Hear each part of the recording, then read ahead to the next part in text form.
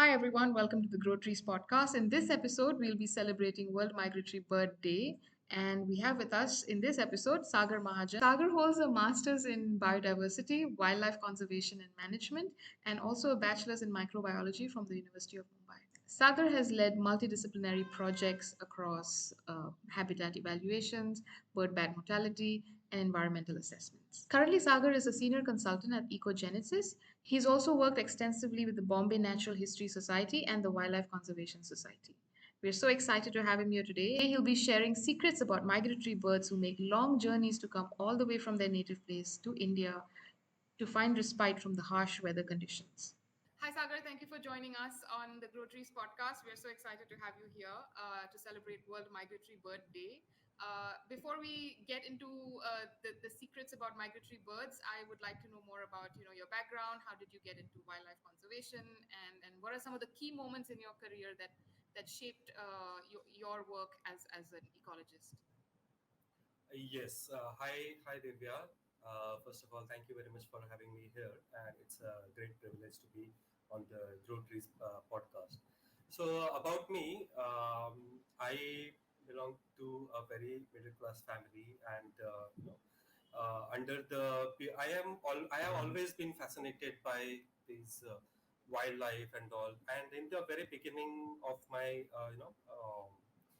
academic growth, I the wildlife was only limited to these Discovery Channel, and so I used to watch Discovery Channel a lot, Animal Planet, Nat Geo, and so on. So I missed that. I never knew that wildlife can be a career as well. So I never thought about it. So I was every other normal candidate. I was going for 10th, 12th science, and then my parents later decided me कि मेरा बच्चा engineer बनेगा. तो ठीक है. And I went for engineering, and somewhere in my mind, this engineering was it felt like this is not for me. So I did that main mechanical engineering for I think 2 or 3 years. Then I left it. I came back to Mumbai, and my only goal was to have biology somewhere in my degree, in my academic profile. So थोड़ा सा I did my own research and counseling and all. So I came into conclusion that microbiology is something very trending and it has a very good scope. I went for microbiology, and when I was in second year of my BSc, there was this conference in our college, which was on biodiversity. This was FABIO. This was back in 2013. So I attended these conferences, and I saw there are so many people in India, not only just high-end habitats, but a lot of people working in very remote habitats. So that's when it's the key wildlife. It's not just limited to Discovery Channel or what we watch on television. It can be a career option for someone like me as well. So it was very interesting. And in that conference, I met this person. He presented his work on cattle egrets. It was his master's by research. His name is Mr. Prem Sagar Master. Okay. So I met this guy, and he was very unusual guy. Usually during lunch break of these conferences, there are reserved seats for guests or honorary speakers. So this guy was sitting amongst the students. He was not sitting on the reservation desk, and he was alone. So I took this opportunity. I said, like, "Sir, your presentation was amazing, and it is very nice to know that wildlife is a career as well." And he's like, "Do you like to? Would you like to work?" So this is the point when it triggered. Okay, yes, I have to get into it. I said, "Yes, I would definitely like to work." So he gave his number. He said, "Contact me in your vacations." So I contacted him during my vacations, and he responded. He said, "कि ठीक है, 2 days later, we are going to site. So you come here in Mahad." So I caught a train. I went there, and ठीक है मतलब उतना wildlife में I was not involved, but I at least knew that if I'm going to work on catalogs and pond arounds and so on, then I'm supposed to be working in some aquatic habitats. But when we set off on field, there was no water body. Okay, we were going up and up and up on the hill. मैं बोला ये पहाड़ के ऊपर कहाँ से कैटलिक्रेट आ गई? At a point of time, the vehicle stopped, and he told me that there is one nest, there is another nest, there is another nest. And I saw it was not a nest of cateligrate, it was white rump vulture. So that was my first project in wildlife. He said ki you have to be here for 3 months. You have to monitor the nest. You have to count these individuals. You have to see if they are thriving, if there is any juvenile which is in trouble, if he's falling off the tree on his first flight because it was the breeding season. So that's when I started. I did not know what to do. I did not know any methodologies. ये point count surveys, line transects and all. ये सब तो अभी MSc के बाद पता चला. But back in those days, I didn't know anything. So I had a notebook. So in that notebook, I used to write down everything, anything and everything that I could see on the nest.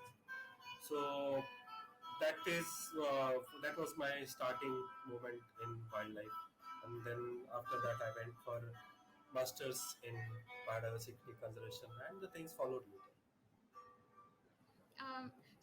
Thank you so much for sharing your story. It's really interesting how we always find our way to where we are meant to be. And why we're doing this podcast and why we were very keen to speak with you was because of World Migratory Bird Day. So at Groceries, we develop afforestation projects, and we have afforestation projects that seek to sort of help World Migratory Bird Day. That's a very cute cat you have behind you. Thank you. So we would like to know more about how migratory birds, if you could share some secrets about them and how they affect our ecosystem, how do they benefit us? I know they come to India for resting during the winters, but we'd like to know more about why do they choose to come here? How does it benefit our ecosystem? How do we help them? And would love to know more about that connection. Yes. We will go on this a step by step. Firstly, why do these birds migrate? So this migration is basically, it's primarily driven by seasonal changes. When the season gets unfavorable for them in their home, then they need to find better resources for food and say breeding grounds. So birds usually migrate to escape harsh winters in their breeding grounds, primarily in the north of latitudes like Siberia, Central Asia, and Europe. And they move to warmer regions like India and its subcontinent. So to find abundant food resources, as many of their feeding grounds in colder regions, they become accessible due to snow and ice. So they also breed in the regions that offer safety from predators and suitable conditions for raising their chicks. The availability of food and longer daylight hours during summers in their breeding areas that support chick rearing. So if we speak about India specifically, so India receives millions of migratory birds every year, with around 370 species visiting from various regions of the globe, like Central Asia, Siberia, and other parts of Europe. And some of these migrations are among the longest journeys in animal kingdom for like Amur falcons. They travel around 22,000 kilometers annually. Bar-headed goose, they fly across Himalayas, reaching altitude over 8,000 meters. So this is how diverse, or this is how there is the extremity of migration pattern that they follow.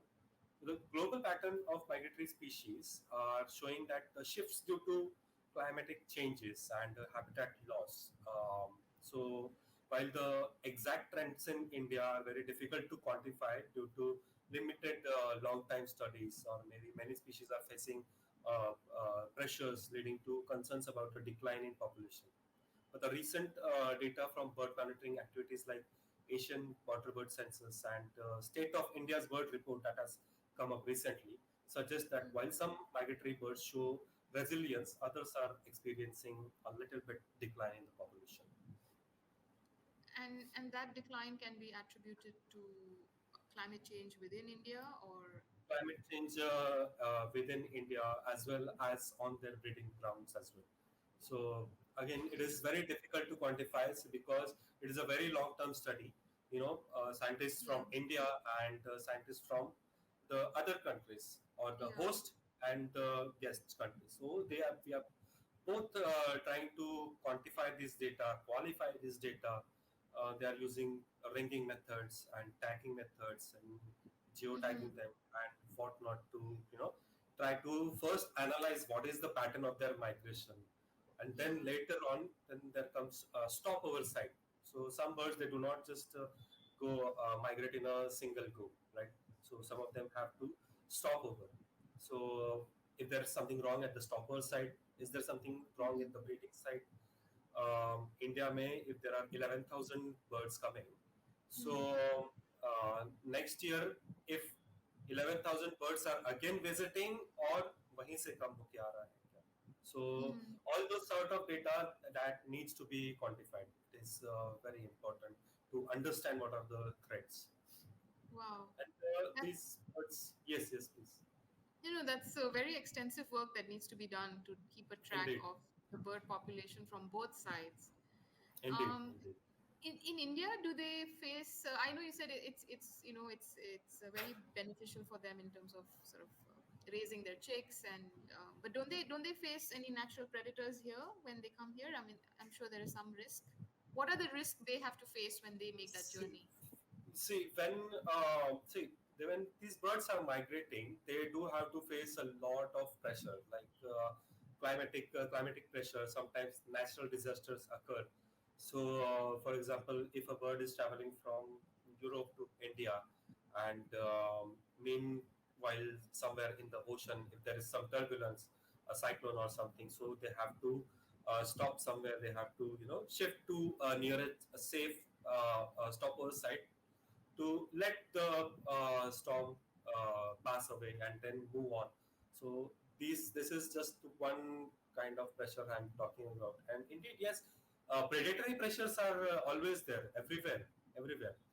But this predator-prey relation, it is in curves. See, it goes up, it goes down, it goes up, and it goes down. But what matters really is if this was the only pressure, then the population trend will always be stable. But that is not the only threat. There is climate change that is coming into picture. So the curve that was like this, then now अभी वो curve थोड़ा सा नीचे होगा. The population trend keeps on decreasing if additional pressure keeps on increasing. So in the normal ideal condition, whatever pressure they were facing, so if those pressure are constant, the population trend will be constant.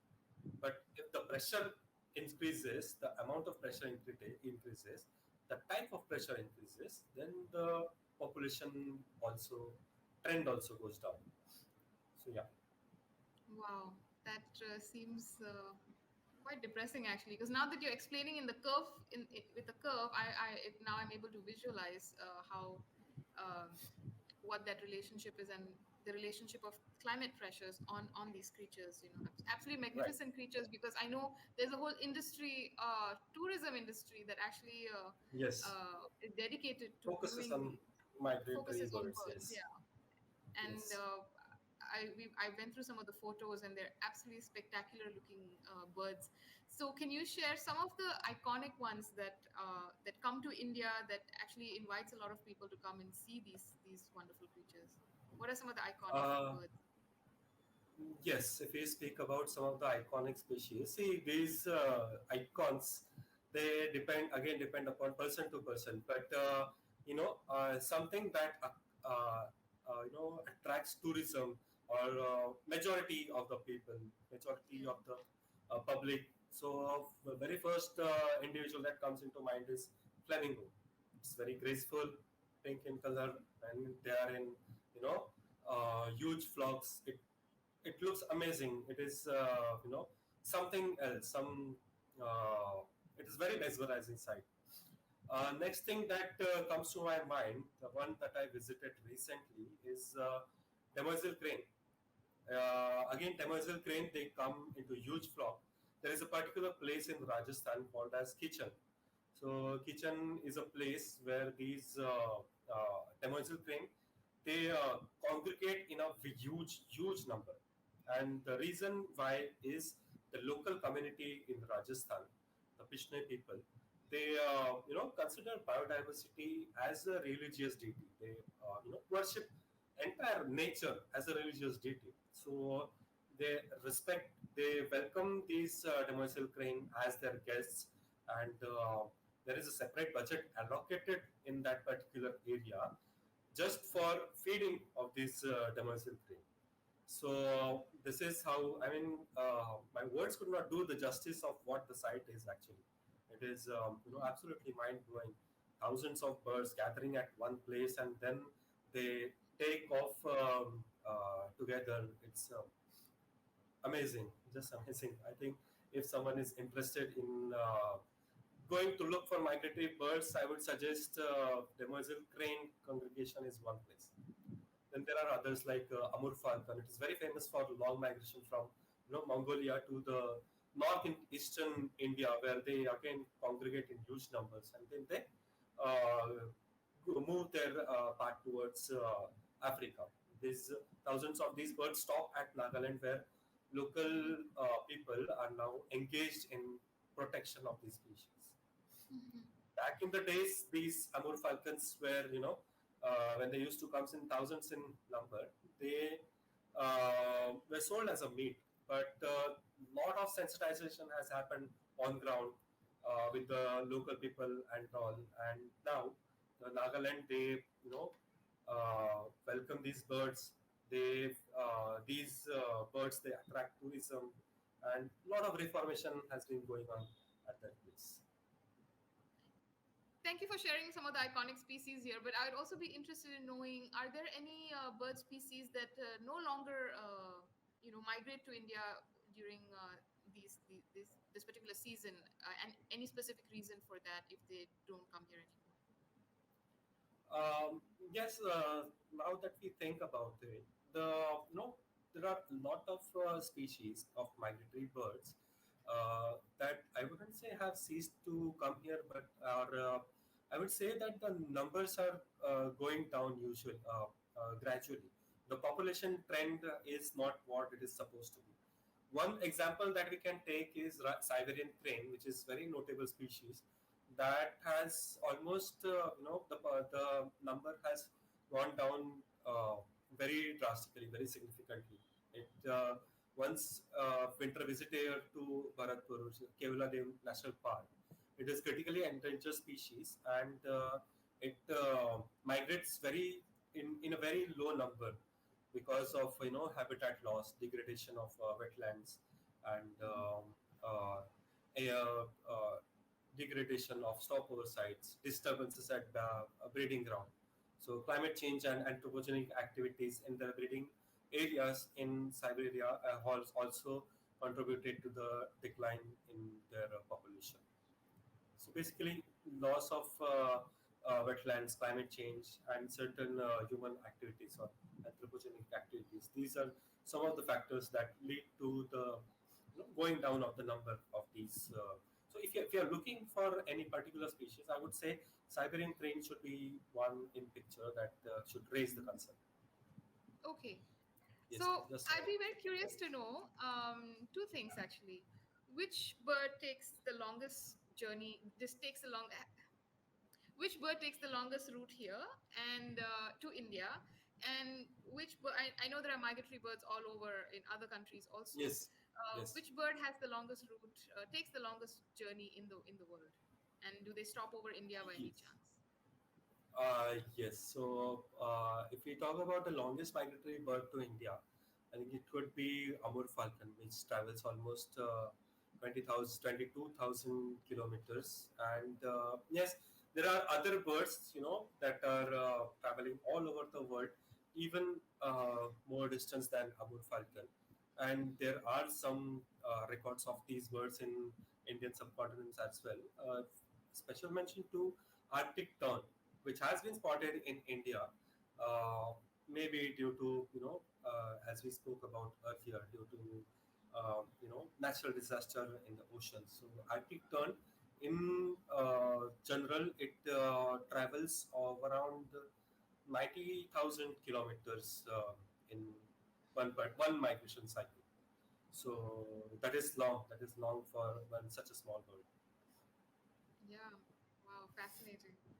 Okay, and what are the species that have stopped coming here or choose not to come here anymore? And what are the possible reasons that some of these species have decided not to come here? Because I think there Uh, is of course the positive aspect, but I do understand that with climate change, there are I do realize there are birds that have chosen not to come here anymore. Can you share a bit more about that?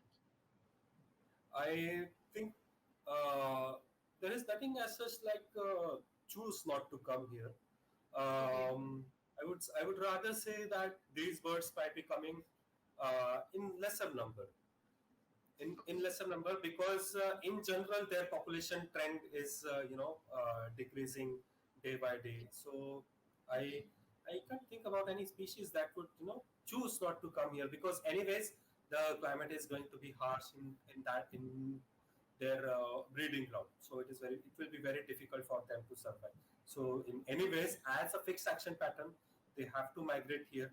But because their population is anyways low, it appears that uh, they are coming in lesser number in, But they in have, some as a species, not ceased to come into India, right? They do not cease still, to this come. is the route that Yes, they still choose to take. indeed. Okay, that's good Yes. news. But the decrease in population, does that affect our ecosystem in any way? It does actually, yes, it does, because these migratory birds that are very crucial to any and every ecosystem. So they provide various ecosystem services like any other bird would provide. Seed dispersal. So certain species they have been dispersal of speeds over vast distances, aiding in plant reproduction and maintaining the biological diversity, genetic diversity. Pollination. Birds, some birds also help in pollination, or rather without some birds pollination would not be possible. So pollination is another thing. Pest control. By consuming insects, some migratory birds they control pest population, which benefits agriculture and forest ecosystems. And Hmm. also it is a ecosystem indicator. These migratory birds, if they are coming in huge number and the stable number, it indicates that the health of that particular environment is good. If the population is declining, often it is a signal for or trigger for ecological issues like pollution, habitat destruction, or climate change. So yes, they do have positive impact on our ecosystem. Okay, so coming back to what you said about how important these birds actually are for our ecosystem, are there, and I know probably extensive studies are being held and these are long term studies, but meanwhile, are there any conservation efforts being done to either increase the population, or is it completely beyond our scope? Because they only come here seasonally, right? They don't they live somewhere else. But is there anything that is being done or anything that can be done to help these birds? Yes, actually, as I already mentioned, that these birds visit annually, and their presence in India is limited to a particular duration. So, whatever studies that are been going on for conservation of migratory birds, so these studies are to be carried out on a very very long term tenure. Okay. So conservation efforts are still going on. There are a lot of studies, as I mentioned, that ringing, tagging, geotagging of the birds is going on. So I would say scientists and our dedicated researchers are still analyzing the pattern of migration. So on the basis of this migration, they have already chalked down migratory pathways that are there, like Central Asian flyway, which is the major part of India. So these conservation efforts, like Firstly, identifying the stopover sites. What are the stopover sites where they stop to have rest or feed or to refuel? So to check if there are any issues in such refueling sites or stopover sites. So if there are any issues, so addressing to these issues is one thing. Next, coming to the host country where the migratory bird is actually visiting to spend its winter. So to find out any issues that are going on in that particular area. For example, if there is any industrialization, lot of industrialization being developing in in those particular areas or not. So identifying them, mitigating those issues and all. So it is very important to first identify what is the issue, where is the issue, and then to mitigate the issue. So conservation efforts, I would say, yes, there are still going on. They are going on scientific level. They are going on citizen level, and sensitization on academic level. So on various stages, these conservation efforts are being taken, and we can only hope that the population trend, it remains stable for in near future. Right. So, as part of Grow Trees, we develop afforestation projects, and we have two projects in south of India for migratory birds. So, Right, could you right. shed some light on how important it is to have a healthy green cover for migratory birds, and obviously our own ecosystem?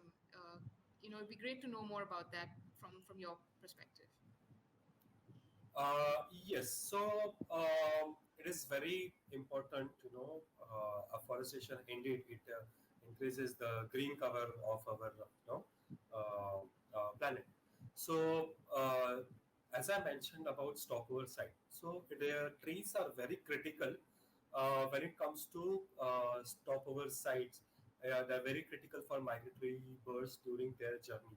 They offer places to, trees, they offer places to rest and recover after long flights, especially in fragmented landscape where other natural habitats may be sparse or they have ceased to exist. So migratory birds like warblers, flycatchers, and thrushes, they rely on trees a lot to provide, shelter during their stopover in India. Trees, they provide fruits, nectars, and insects, which are very important food source for these migratory birds. Insects like caterpillars, they live on the trees and are crucial parts of this particular food chain. Trees, they could also provide nesting sites for some migratory birds that choose to breed in India, like certain species of cuckoos, like Jacobin cuckoo, and some species of flycatchers. So yes, it is indeed very, very important to, afforestation is a very big, crucial part of conservation effort of migratory birds. So there are birds who choose to breed in India and then Indeed, go, and the little chicks are able to make that long journey back home. Like, I mean, yes, they, I'm just thinking they must be so tiny. Like, how do they handle such long journeys? They are they able to do. do it. It is their, yes, they are able to do it. It is their fixed action pattern. Okay. Uh, their growth is very fast. Okay, they Okay. grow very fast, and it is their innate behavior to learn to, follow their parents to wherever they are going.